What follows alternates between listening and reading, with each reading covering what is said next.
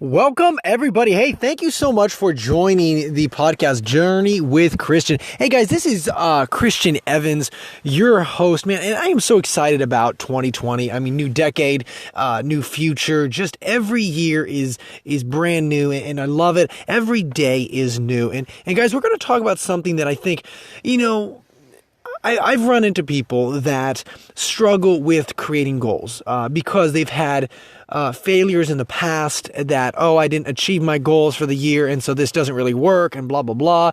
And so they have fear, they have a belief that this doesn't actually work and producing it. And so, what we're going to be talking about today is common goal setting obstacles and how to maneuver around them, how to give you the right tools to put in place. If you're fearful and like, oh man, I've done this before and I'm afraid to be out of my comfort zone and actually write down a goal. I'm afraid to even write down a goal because deep down inside, I really don't believe that I'm able to, or I'm capable of actually accomplishing that goal. Guys, I want you to just start dreaming big. Just dream and visualize big things.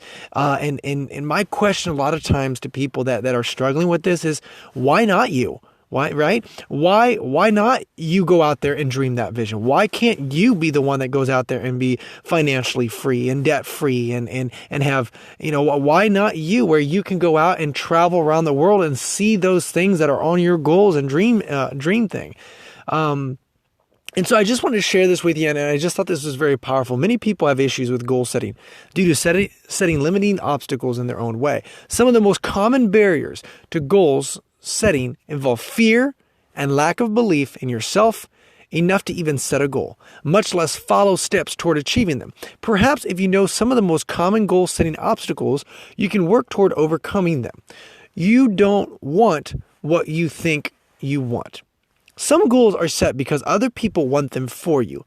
If you don't really want what you say you want, it will be very difficult to set a goal for that thing. Be sure that you've set the goals for the right reasons and that it's something you really want. Write down the pros and cons of any goal and know why you want to achieve that result before setting it in stone.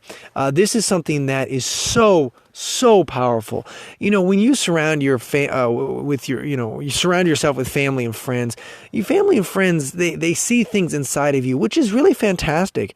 But sometimes they have goals and they try to live their life through you.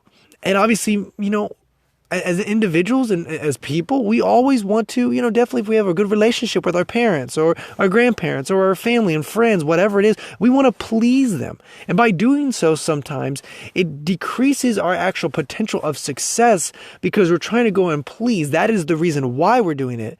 And it's not because we're actually going out there and pursuing it and producing incredible results that I actually desire. These are the things that are way down deep inside of my heart.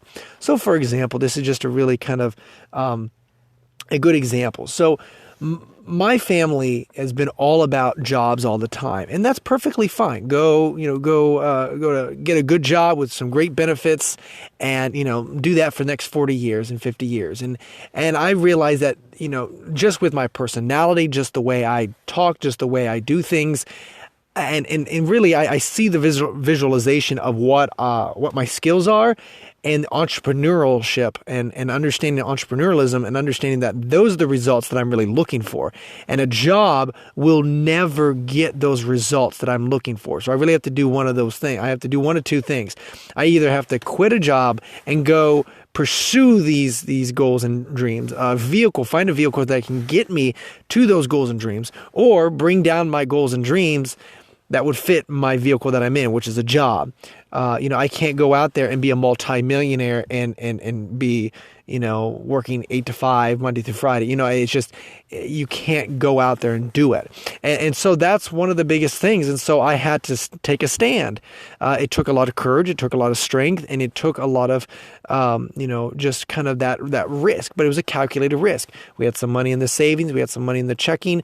And don't get me wrong. I had a job for a period of time while I was building my business on the side. While everybody else was Netflixing and everything like that, I had a job, but I knew the reason why I wasn't going to keep that job for the rest of my life. It was just a means to an end. It was a jumping stone to the next thing. Also, you don't truly understand the importance of goal setting. So many people think goal setting is just hocus pocus and doesn't really work. If you don't really understand the power behind appropriate goal setting, it can be hard to take the time out of your day to truly set a goal, to understand the importance of goal setting. Read several books about success, and you'll find that the most successful people set realistic goals and then worked that goal into their schedule every single day. Even people who experience overnight success didn't really achieve everything overnight. It was many nights of following a plan that brought results. This is something so powerful. I can't explain this more and foot stomp this, because it is consistency. It is a small amount. One of the things I was going to push out on YouTube is how to grow 1% every single day. What can you do every single day? Because if you think about it, if you grow 1% every single day, then that means within that year, you grew 365%. So this is kind of the way I look at it. I remember so many times I would read a book and I would just get overwhelmed. There'd just be so much content, and I just, where do I start? And I'm like, what if I do, this, and I have like 20 things that I'm working on all at the same time. And what I realized is I could do that, but then I could do it only for 2 weeks, and then I lost momentum. Because I just got overwhelmed, I just couldn't do it. And so what I started realizing is, hey, instead of finishing a book just to read it, what if, for example, I read a good success book, self-improvement book, and instead of just reading right through it, I take one item that I read, one chapter or one thing that they told us to stop and do, and I do it. I implement it in my life. So a lot of times what I do is now I'm reading a book and I stop. I don't read the rest of the book until I start implementing whatever they said in that book. What that has helped me do is really identify and focus on that one thing. So for example, I remember when I would be like, I got to read the Bible, and then you don't have to have my spiritual belief, but I have to go read the Bible in the morning, and then I got to get on this call, and then I got to do this, and I got to do this, and I got to do this. And it was just like, there was too much. But what if, for example, I just got in a habitual way of, first of all, let me just wake up early. Cool. I'm waking up early. That's fantastic. Now I don't have to get, to the gym. Let's just wake up early. Let's just wake up early. Then all of a sudden, okay, now, you want to go to the gym in the morning. Okay, well, I'm going to go to sleep in my gym shorts, in my gym shirt. So then guess what? When I wake up early, I got my shoes right by the door and I'm out the door, And so what happens is that consistency, and it's growing 1% at a time. And it's really, guys, I just want to, make it into small baby-sized pieces, so then you can really focus every single day on that. Something else, you're not really sure how to set a reasonable goal. If you actually tried to set a goal before, but didn't experience a result, it's probably because you don't know how to set a goal. It's not as easy as just writing down a dream. Goals aren't dreams. They are realistic, specific, achievable end results that you want to see. Take the time to learn the best goal-setting techniques in order to experience goal-setting success. What I find very interesting is it's almost like, I dream about a big house, but I never dig the shovel. I never dig into the dirt and start building, right? So it's this whole concept of so many people dream, and that's fantastic. You have to have great dreams and visions. However, though, you have to do. And that is where the goal. So what you always do, and this is what I always keep honing on in, is at the end of 2020, where do you want to be? Where do you want to see yourself? And then all of a sudden work yourself backwards. Hey, I want to lose 20 pounds by the end of 2020. So what does that have to do? Well, I have to be losing about 2.5 pounds a month. Well, that is basically about 30. If I walk 30 minutes and I'm on this, not strict diet, but I'm just on this diet and I splurge every once in a while, on Fridays, then that's fantastic. I'll meet my goal of losing 20 pounds. And so you do that consistently. What happens is you really focus on that, and you make those small baby steps as well. You're scared of failure. Many people do not bother setting goals because they have a self-limiting belief that they'll fail anyway. Therefore, if they do not set a goal, they won't have to be a failure. But remember that the idea of planning to succeed over planning to fail is realistic. No goal setting is a recipe for failure. Goal setting is a recipe for success. When you accept that you can only achieve real success through goal setting, you'll overcome this obstacle. This is something so powerful. I see so many people and it hurts me. It hurts me devastating. I mean, just so drastically, because I see so many people that have some incredible potential, but it's this concept that I can't make people set goals. I can't make people implement this every single day. But what I can do is go out there and live my life to the fullest and attract the right people. And the right people will become attracted by, what I'm doing and how I do it. But, it's this fear of failure, this deep-seated fear. I don't know if it's perfectionist. I don't know if it's just this concept of, I don't need goals, or, it's this fear of failure that, oh man, I don't even want to put something down because I don't want to, look like an idiot in front of all my friends because I put out this goal and everybody knows my goal and I don't do it again. And I'm going to be honest with you. So this really hits home with me.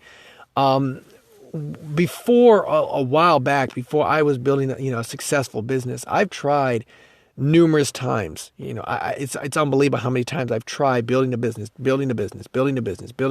and nothing really got. I made some money here and there, but it wasn't substantial residual income that would be able to sustain our lifestyle. And that's what was so frustrating. And it was really sad because I remember when I was 18 and, oh man, I'm going to be debt-free. I'm going to be a multimillionaire by 21. I believe it.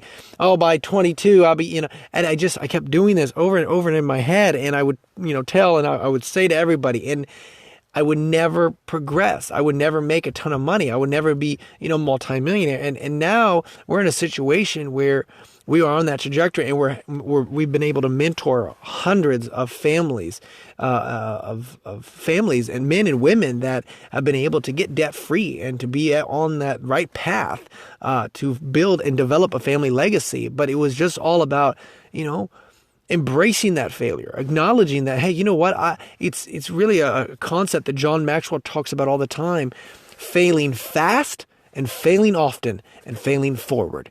And to me, this is where I had that mindset switch earlier on, and I'm very thankful for this. Because no matter how many times I fail, what that means is every time I'm failing, I'm learning consistently. It is a learning experience. And when you have that perspective change and realize, you know what? I'm fine with failing in front of my friends, because guess what? I'm learning faster than my friends. I'm learning faster. And so really what I want to do is basically fail a ton, because I know that I'm going to learn a ton in that matter. 2019 was huge, just because I failed a lot, because I took a lot of risks. And I mean, like financially, I took a lot of risks, and I did things that I wasn't really ready for, prepared for, but I did it anyways, just because, I looked back at my life and said, you know what? I don't want to sit by and say, I wish I would have. I want to say, I'm glad I did have. So also, you're afraid of judgment. Oh my gosh, this is just hits home with so many people. Sometimes people are scared to set a goal for something because they see it as outrageous. For instance, let's say that you want to go back to college to get a master's degree, or you want to start your own business. You fear that if you set that goal and other people know about the goal, they'll judge you harshly for wanting it or for some other imagined issue. If you are worried about what others think of you, it's time to dig deep inside yourself and get over it. The truth is, what you think of yourself is more important than anything else. When you stop judging yourself, you stop worrying about the judgment of others.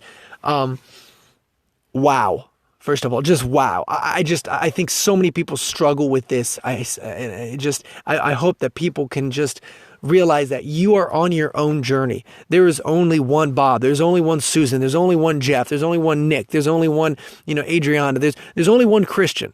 And every single one of us has a journey out set forward for us. And we have to either embrace it or reject it. But the journey is there. And go out there and achieve it, and stop judging others, and stop judging, and feeling judged, being afraid of judgment, if you will. Because you know what? They don't know what path you're set on, okay? Nobody sees it. Nobody sees it except you. And you have to go out there and achieve it. You have to go out there and produce it.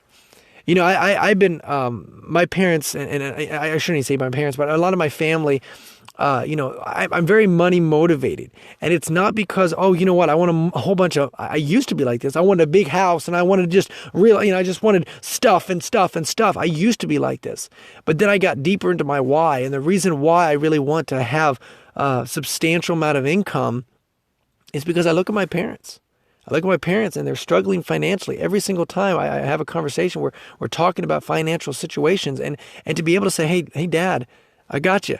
You're done. I mean, like, as in, like, I got all your, you're retired. You're done, man. I've got you financially. Mom, I've got you done. Boom, gone. My in-laws, boom, I got you retired. 100%. Boom. 1% lifestyle.